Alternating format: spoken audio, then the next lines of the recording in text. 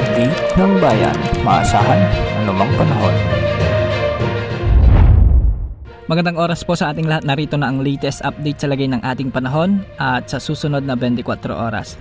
Humina na bilang low pressure area ang dating si Bagyong Kirubin at huli itong namatan ng Pag-asa sa layong 220 km silangan ng Hinatuan, Surigao del Sur o 275 km silangan ng Surigao City, Surigao del Norte. Dahil nga dito, asahan ang maulap na kalangitan na may mga kalat-kalat na pagulan at pagkidlat-pagkulog sa may Eastern Visayas, Caraga at Davao Region. Dulot na pa rin ito ng direktang epekto ng LPA o ng dating si Bagyong si Kirubin.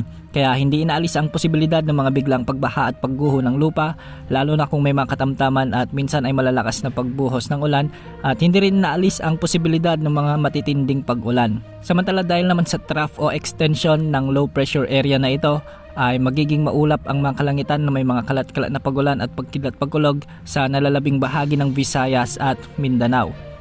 Hindi rin inaalis ang posibilidad ng mga banta ng flash floods at landslides, lalo na kung may mga katamtaman at malalakas na pag-ulan at minsan ay matitinding pagbuhos ng ulan. Samantala, umiiral muli ang shear line o yung banggaan o salubungan ng malamig at mainit na hangin sa bahagi ng Bicol Region, Quezon Province, Marinduque, sa may Romblon at Oriental Mindoro. Kaya makakaranas ang mga lugar dito ng maulap na kalangitan na may mga kalat-kalat na pagulan at pagkidlat-pagkulog.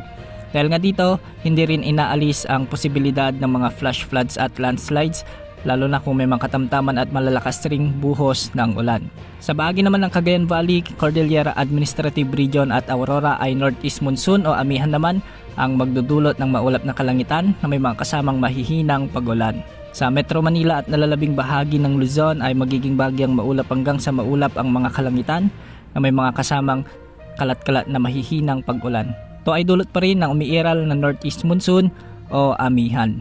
Ngayong araw hanggang bukas ay asahan ang malalakas hanggang sa matitinding pag-ulan dulot ng pinagsamang epekto ng LPA at ng shear line sa bahagi ng Eastern Samar, sa may Leyte Province, sa may Southern Leyte, Dinagat Island, Surigao del Norte at sa may Surigao del Sur. Samantalang makakaranas naman ngayong araw hanggang bukas ng katamtaman hanggang sa malalakas na pag-ulan o di kaya naman ay katumbas ng 50 to 100 mm na pag-ulan sa may Quezon Province, Camarines Norte, Catanduanes, Camarines Sur, Albay, Sorsogon, Masbate, Northern Samar, Samar Province, sa may Biliran, Cebu, Bohol, Camiguin, Agusan del Norte, Misamis Oriental, Agusan del Sur at Davao Oriental.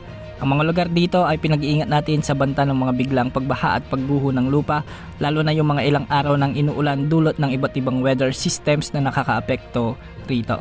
Samantala, wala naman tayong namomonitor na panibagong nagbabantang LPA o posibleng potensyal na bagyo sa susunod na 3 hanggang 5 araw.